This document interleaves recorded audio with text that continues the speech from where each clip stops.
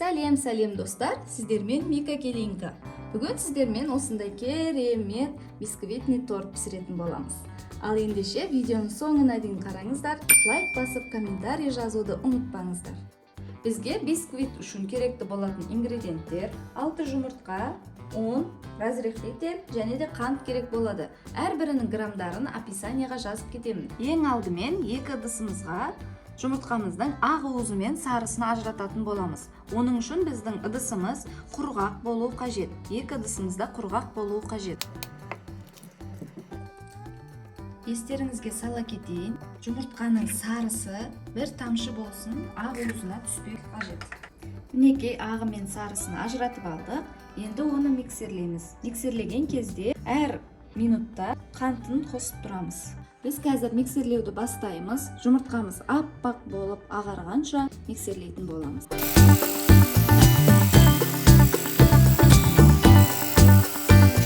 Мінекей достар, біздің ақ уызымыз дайын болды. Ыдысты осылай төңкерген кезде өзінің формасын жоғалтпау қажет. Ал ендеше сарысына осылай араластырамыз.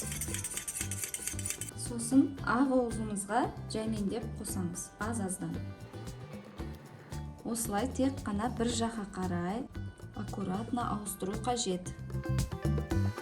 Мінекей достар, массамыздың түсі бірдей болғанша жаймендеп араластырып алдық. Енді оған ұнымызды қосып аламыз.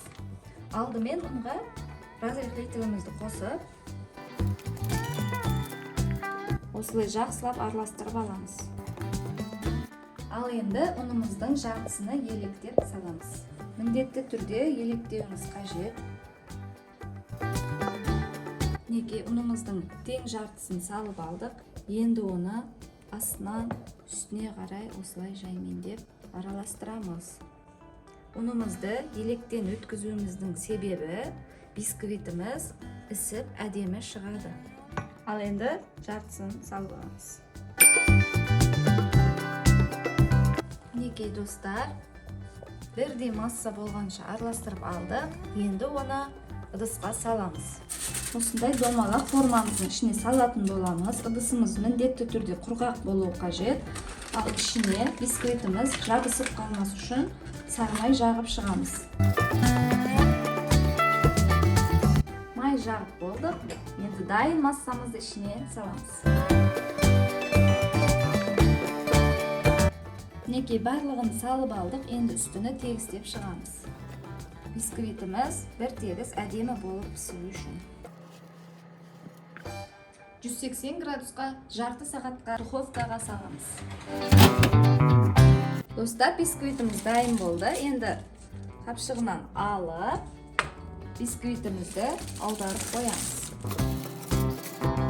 100% суығанша күтеміз. Бисквитіміз суығанша кремді дайындап аламыз. Ең алдымен ыдысымызға сливкиді салып аламыз. Сливки салқын болуы қажет.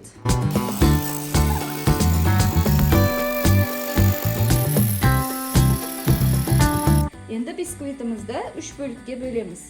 Әркім өз қалауына қарай, қаласа 3 бөлікке, қаласа 4 бөлікке бөлем мүмкін. Мен 3 бөлікке бөлем. Мінекей достар, дайын болған кремімізбен бисквиттерімізді қосып аламыз. Ең алдымен астына осылай жағып аламыз. Тортымыз қимылдап кетпес үшін. Суға қант қосып, үстіне сеуіп шығамыз.